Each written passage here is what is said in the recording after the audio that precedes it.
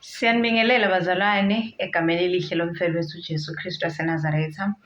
Siyambonga uNkulunkulu bazalwane, namhlanje sesiphinde sahlangana once again.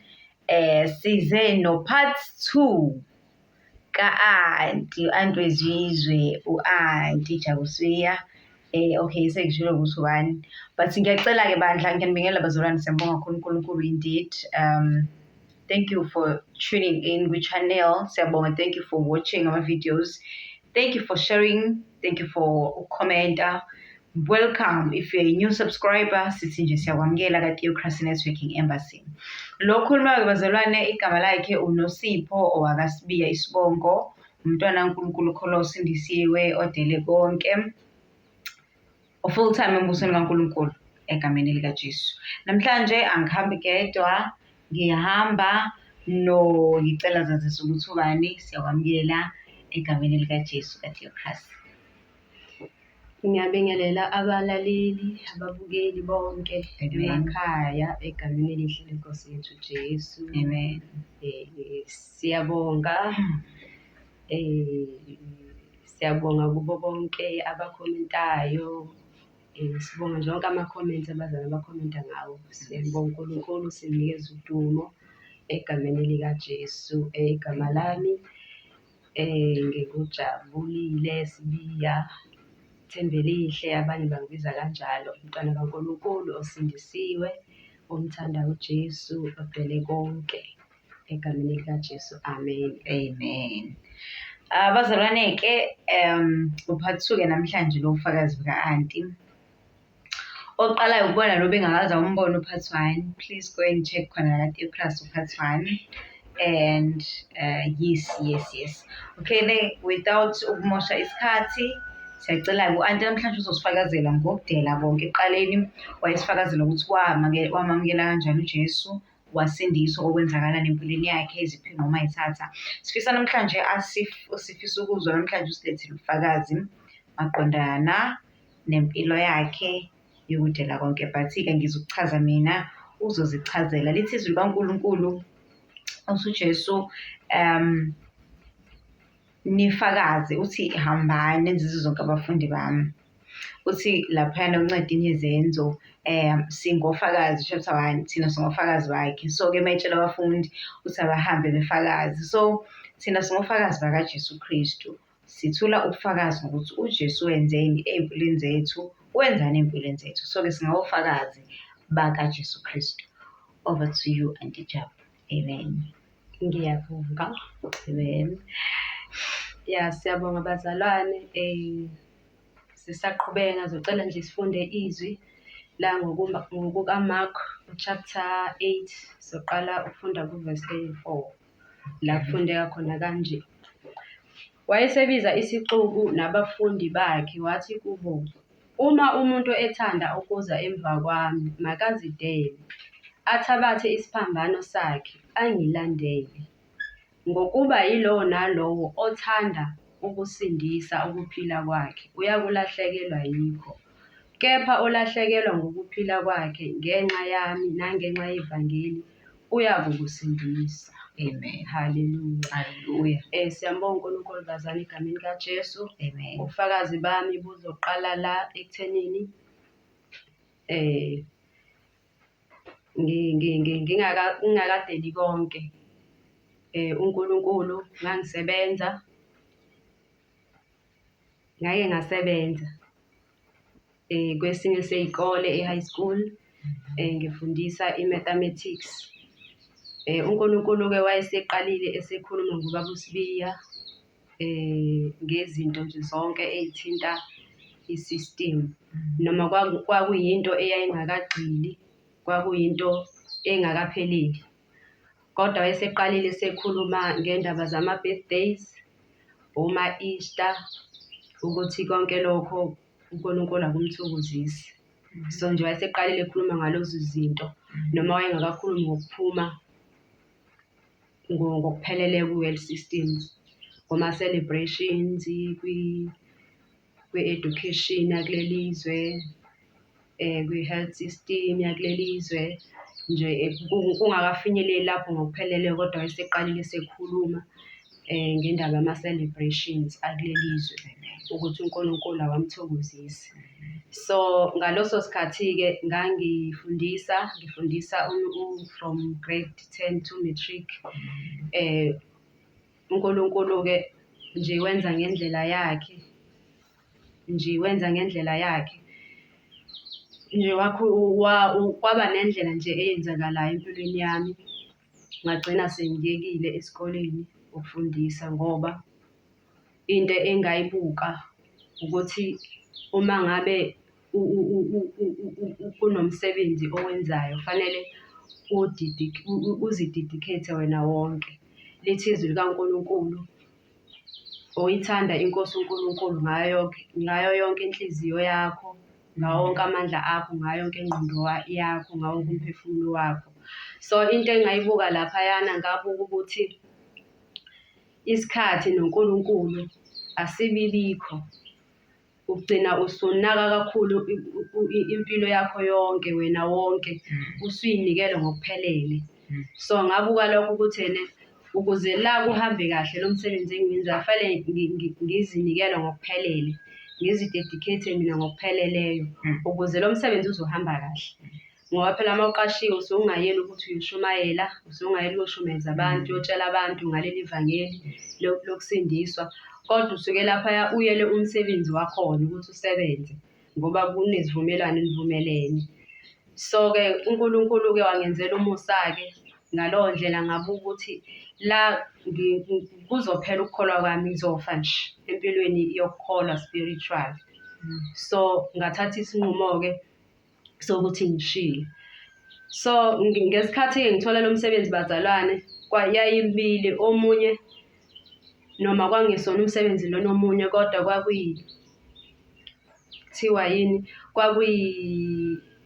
ngangenza i-electrical engineering. Kufanele ngine-theory yodwa, sekufanele ngenze ama-practicals. So kwasefanele ngenze ama-practicals. Ngithole-ke ngangithole lo interview ukuthi ngiyo-interviewer ukuze ngikwazi ukuthi ngiqhubeke nama-practicals electrical engineering. So kwaqondana ukuthi ngibizwe kule interview yakwa-electrical, ngiphinde futhi ngibizwe ngapha kwa-education ukuthi ngizoba uthisha. So into engayibuka nalaphayana kwa-electrical, inkampani yakhona kwakuthiwa uDragon. So uma ngabe ungena igeyithini lakhona kunesithombe nje senyoka enkulu, uDragon. Niyayazi-ke inyoka enkulu nebomvu kuthiwa uDragon. So uma ungena nje egeyithini lakhona nje ungena nje uhlangatshezwa yileso sithombe nje, ungena ubhekane naso before nje ukuthi ungene ngaphakathi. So ngayibuka nje lento bazalwane, ngathi hey, uma kuthiwa ngempela lana ngiyawuthola umsebenzi ukuthi ngibe khona la every day, amehlo ami azolokhu ebuka le nyoka le, ngoba isithombe nesithombe siyakhuluma. So lo Dragon ngoba ebekiwe la kuyakhuluma ukuthi kahle kahle yonke le nkampani lonke lo msebenzi la, isisekelo sakhona siyini, shuthi isisekelo sakhona sikule nyoka. So ngayibuka nje lento emoyeni wami, enhlizweni yami, noma ngazange ngikhulume namuntu bazalwane, kodwa nje ngayibuka, ngayihlola ngoba ngangibuka lelizwe, khona izwi lapha esambulweni ukuthi inyoka endala, umhlebi. So ngabuka ukuthi hawu, inkampani la kuyasetshenzwa, mina ngumntwana kaNkulunkulu, njalo ngizolokhu ngibuka lesi sithombe. Ngabuka ngathi hayi, angathi ngeke akuhambisani nami. Haleluya.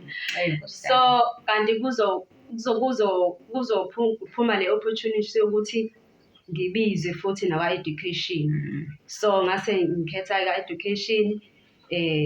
Yebo vele bagcina bengangibizanga kwa-electrical.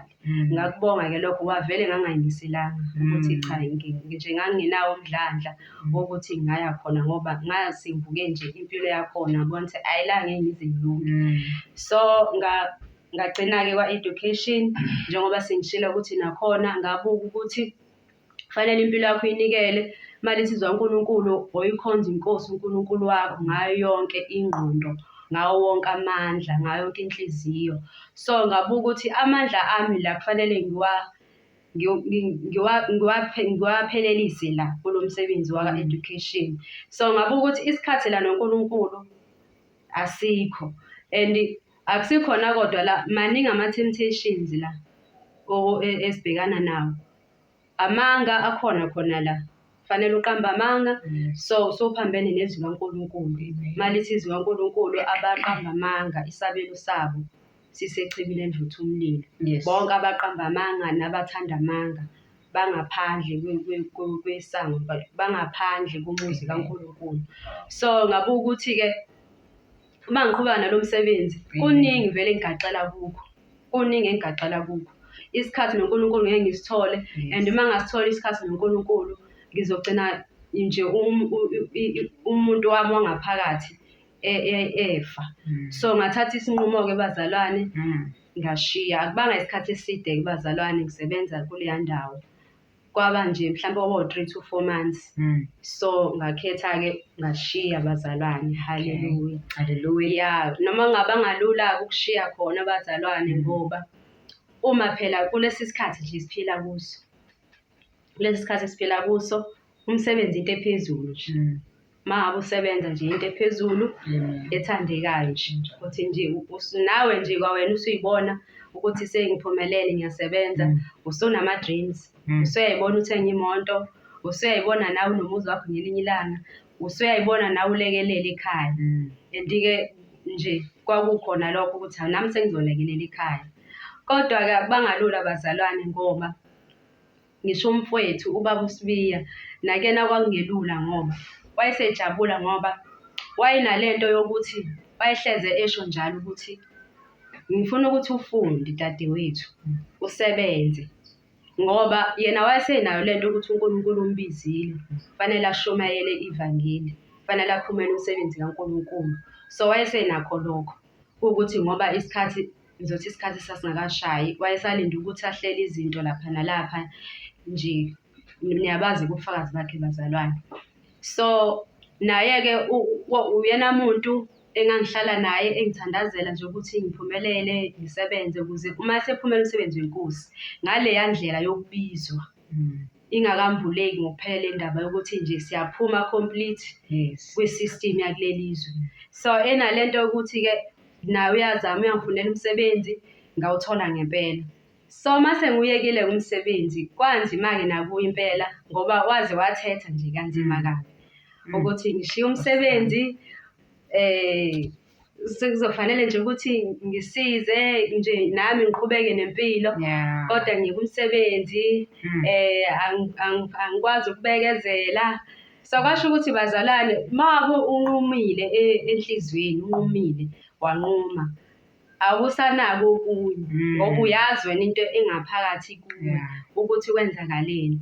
So nami ngaba buhlungu Nkosi yami, ngimbona umfethu ukuthi ngempela inzima lento. Khona uma uyibuka nje bazalwane, akusiyinto emnandi, into engelula ukuthi ngoba kulesikhathi samhlanje kuthiwa uma ngabe ungasebenzi nje, yabo nje awuthatheki nje kahle. So uma usuthola umsebenzi fanele ubambisise. So kwakungelula-ke bazalwane, kwakungelula, ngoba ngisho nje ukuthi umfethu wayezangikhombise ethi yabona izinto umfethu azenzayo uyayibhala phansi, zonke izinto azenzayo.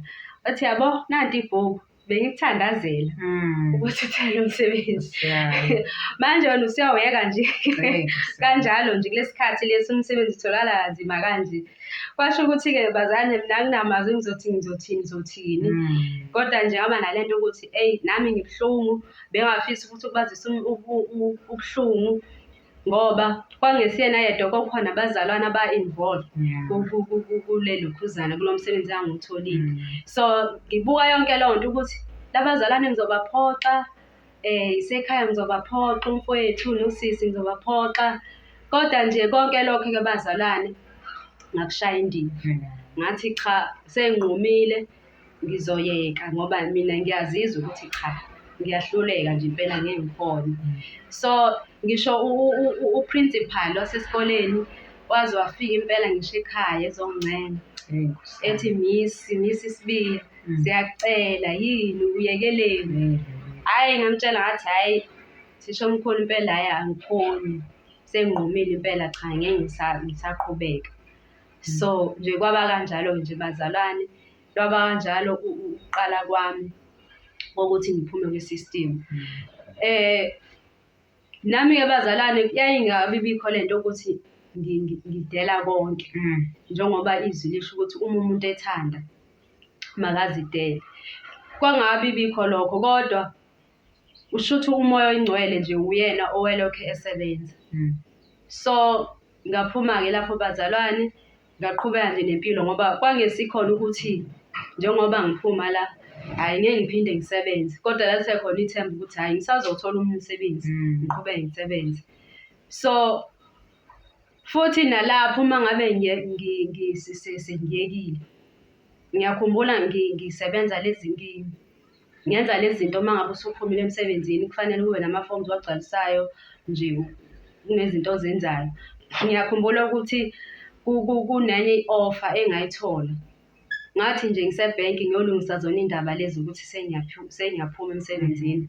Ngathola i-offer yomunye futhi uthisha omkhulu. Wathi kunomsebenzi, awufuni umsebenzi? Kunomsebenzi okhona. Angazi ukuthi wayiboneni lo thisha omkhulu noma wayizweni noma wabona ukuthi ene lo sisi lona shuthi nje kukhona kubona ukuthi ene ngiyawudinga umsebenzi mhlambe ngishiya komunye. Ngoba phela uma usebhenki bayazi abantu ukuthi usuke uzokwenzani ezinye izinto. So ngathola sengikhuluma nomunye ubaba kanjalo enginikeza i-offer yokuthi nanku omunye umsebenzi.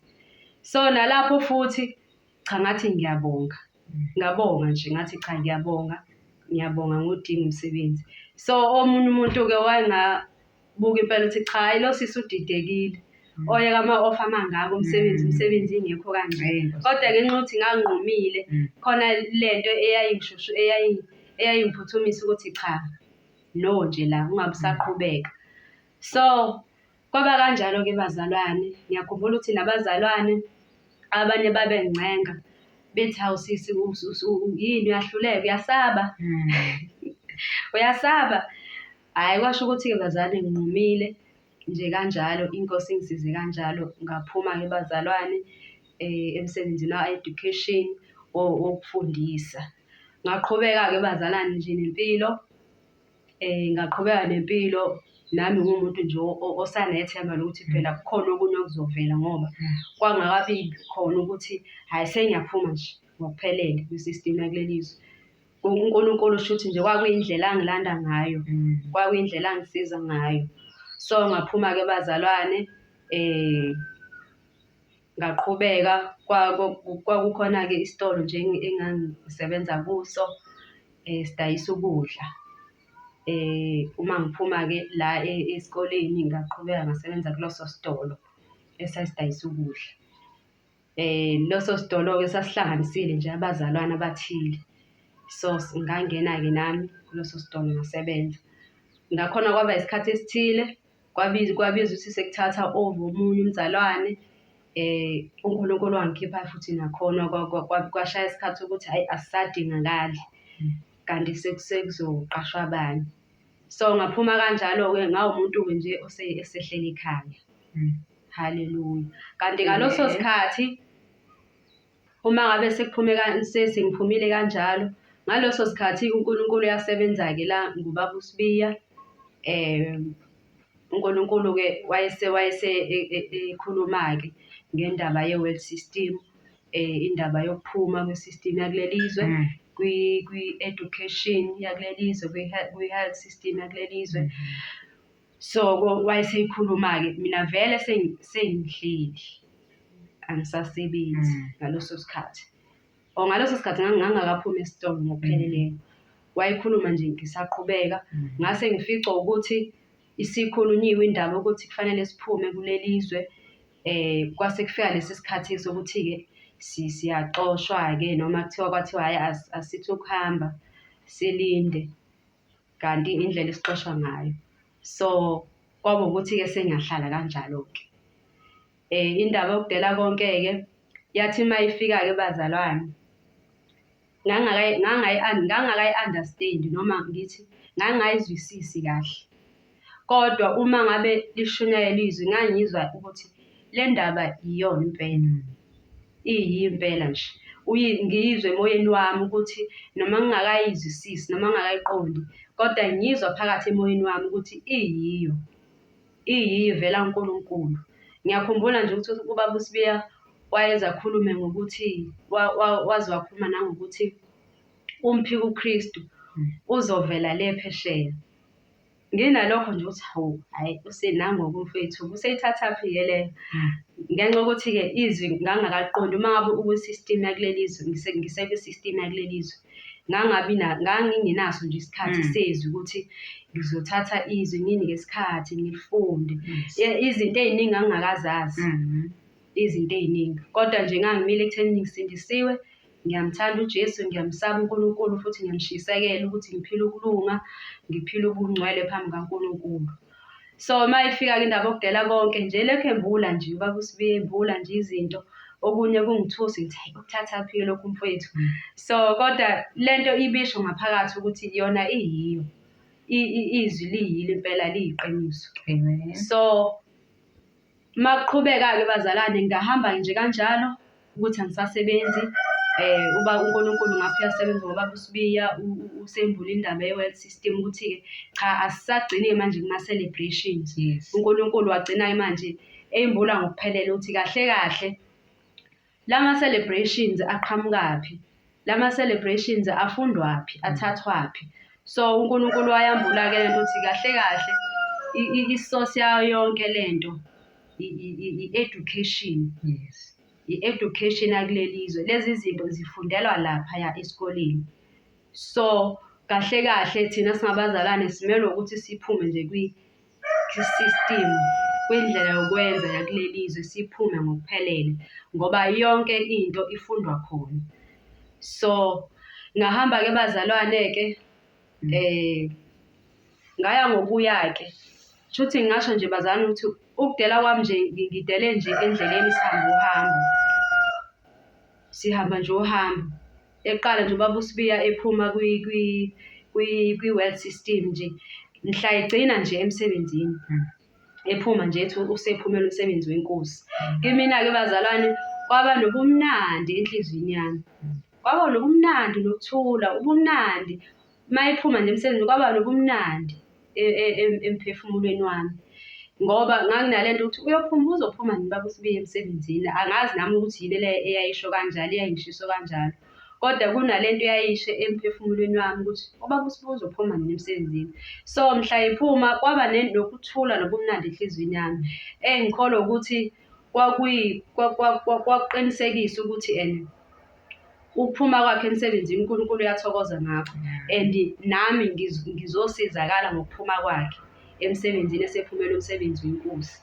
Nokho mina ngangithatha ukuthi kusewukuphuma nje ukuthi ubiziwe, akusikho ukuthi ukudela konke, kodwa uNkulunkulu wahamba wambula ukuthi cha siyadela nje konke. So bazalwane ngayamukela indaba yokudela konke noma ngingakayiqondi kahle. Ngohambo-ke bazalwane yalokhu ivuleka nje, yalokhu ivuleka indaba yokudela konke, ngilokhu ngi-understand-a, ngiqonda ukuthi okay kukanje kanje. Ngagcina ngiyiqonda-ke lento bazalwane. Uma nje ngingasho nje ngokucacileyo ukuthi ukudela konke nje ngikufunde nje ngendlela. Ngibuke lento yabafundi bakaJesu ukuthi uJesu wahamba nabafundi bakhe, wayelokhu ebabiza nje, abafice ngabili athi ngilandeleni, abafice ngabili athi ngilandeleni. Badele lokhu abakwenzayo, bakuyeke balandele uJesu. Uma sihamba izwi laNkulunkulu silihlola, sibuka ukuthi abafundi babekholelwa uJesu, bemthanda, bedelile konke, kodwa kunezinto ababengayi-understand. Ezinye baze bayiqonda, bayi-understand uJesu esevukile wabafileyo. Malithi izwi kaNkulunkulu wavula ingqondo yabo wabaqonda imibhalo. Ezinye izinto babengayiqondi. Uyazi-ke mzalwane ofundizwe ukuthi uma sifundizwe sihambe sithole ukuthi abafundi kunezinto ababengayiqondi. uJesu uma ekhuluma uzwe ukuthi hhayi abaqondile la, hhayi abezwa-ke la, kodwa ekugcineni kwakho konke bagcina beyenza intando kaNkulunkulu, bagcina beqonda, beliqonda izwi kaNkulunkulu. So nami-ke bazalwane kwenzeka kanjalo kuyami impilo. Kwathi nje uma kuphuna nje i-system nami zaya, nami ngaphuma ngalandela. ngingakaqondi, kodwa ngahamba ngendlela ngiqonda, kwaze wafinyelela khona sekucaca khona-ke manje ukuthi hawu, kwacaca kwathi bha. Haleluya. Amen. So uhambo lwami lwahamba kanjalo-ke bazalwane, and umehluko wokudela konke nokungadeli konke ngawubona kakhulu empilweni yami. Okokuqala nje ukufunda izwi. Ngisekwi-system izwi nje Nkosi yami, ngangifunda nje izwi elilodwa, yabo nje lokhu kujwayela ukuthi usuyazi ukuthi kunezwi elithile, uhambe uyofunda lolo zwi lolo, kodwa ungayinikezi isikhathi ngalo, ucabange ngalo, udlinze ngalo. So sengidele konke, ngaba nesikhathi sokuhlola izwi, lokufunda izwi, usubona ukuthi hey, ngiyaqonda manje leli zwi lithi. So nje kwaba nalento ukuthi manje izwi sengiyaliqonda, izwi sengiyanikeza isikhathi nokulifunda, ngiyathandaza nje, ngawubona nje umehluko ukuthi ya nanso-ke into uNkulunkulu ayifunayo. Ngayibona nje ukuthi kwangathi ngiqala impilo entsha, kwangathi ngiqala kabusha ukusindiswa. Yabona, ngithatha nje uhambo lokudela konke, kwangathi nje ngiqala kabusha indaba yokusindiswa, ngazibona nje ngingoqala phansi. Haleluya. Amen. So nje ngaba nje umuntu oqala phansi uma ngabe ngidela konke, ngoba kwakunezinto nje, yabo nje kwi-system uthola ukuthi ngempela usuhamba ukhonza uNkulunkulu, kodwa nje ngokujwayela, yabo nje ngokujwayela. Kodwa uma udela konke uyabona ukuthi hayi, yazi ngempela, hayi yindaba, izwi usuliqonda ngenye indlela, izwi usulizwa ngenye indlela, obukade ungayizwa ngalo kade ungakaphumi kwi-system. So kwaba kanjalo-ke nakimi, izwi ngalizwa ngenye indlela, ngaliqonda ngenye indlela ebekade ngingaliqondi ngayo. So uhambo lwami lube kanjalo-ke bazalwane, egameni likaJesu. Kuze kube manje from 2010 bazalwane, ngilandele indlela yokudela konke until kuze kube manje uNkulunkulu nami engithwale ngihole endleleni. Hayi ngoba izimpi bezingekho, bezikhona izimpi, kodwa uNkulunkulu engithwala kwaze kwaba manje. Ngikanye nomndeni wakaSibiya, ubaba uSibiya nomama uSibiya, egameni likaJesu. Silihamba lolu hambo uNkulunkulu esithwala kuze kube manje. Haleluya. Amen. Amen. Haleluya. Siyambonga uNkulunkulu kakhulu ngobufakazi. Okay-ke, so kwakuyimuphi lo nyaka lo kade wenza i-teaching? Kwakunyaka bani ngoba ukudela kwakuthe kwaku-2010, kwakuyimuphi unyaka? Kwaku-2008. Okay. Ya, kwaku-2008. Yes. Okay. So ngifisa ukuyigcizelela le ethi ukudela konke uNkulunkulu uzambule kubaba ngokuphelele kwakho ngo-2010, indaba ukuthi even iy'kole zalelizwe nomsebenzi.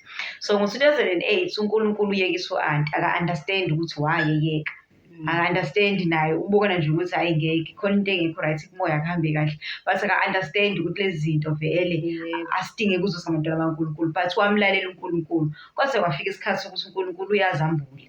So-ke phenduleka nothi awulandeli mhlawumbe ubhuti wakho, wabona ubhuti wakhe kumsebenzi, nawe usuye umsebenzi. So kuphenduleka naleyo mbuzo-ke, mhlawumbe in case ekhona ungaba nombuzo njalo. Siyambonga uNkulunkulu bazalwane ukuthi ulalele kuze kube sekugcineni, ubukele kuze kube sekugcineni.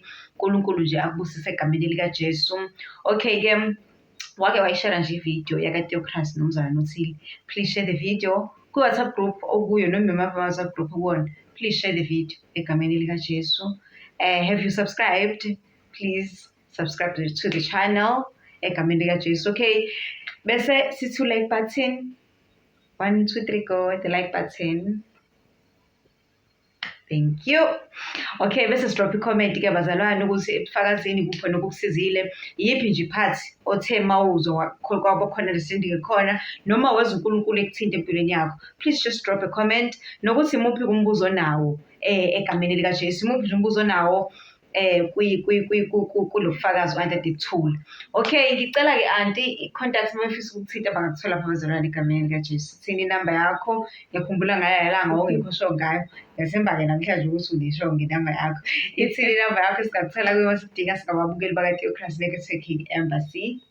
It is 072 072 191 191 1388.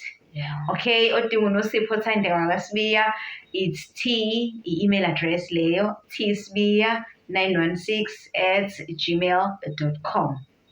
Siyatholakala-ke lapho egameni likaJesu. uJesu Kristu inkosi-ke. Ngiyathemba kukho kusala bazalwane. Awekho amazokugcina ufisa ukwasho-ke anti sizivalelise. Amazwi okugcina engingawasho ukuthi siyabonga ukuthi nisilalele nisibukele. Amen. Siyabonga kakhulu uNkulunkulu egameni likaJesu. Amen. uNkulunkulu akwenzile empilweni yami, akwenzile empilweni yethu ngokudela konke. Siyabafisela nabanye ukuthi uNkulunkulu akwambule lokho Amen. ngokupheleleyo, ngoba injongo yakho konke lokho uNkulunkulu akwambulile ukuthi silungiselele ukubuya kaJesu. Silungiselele ukubuya kwenkosi yethu uJesu, ukuthi mayibuya ibuye silungele. Amen. Singenaso isihla, singenambimbi, singenachashaza, ngoba isystem yakulelizwe iyasingcolisa siyibandla singabantwana bakaNkulunkulu.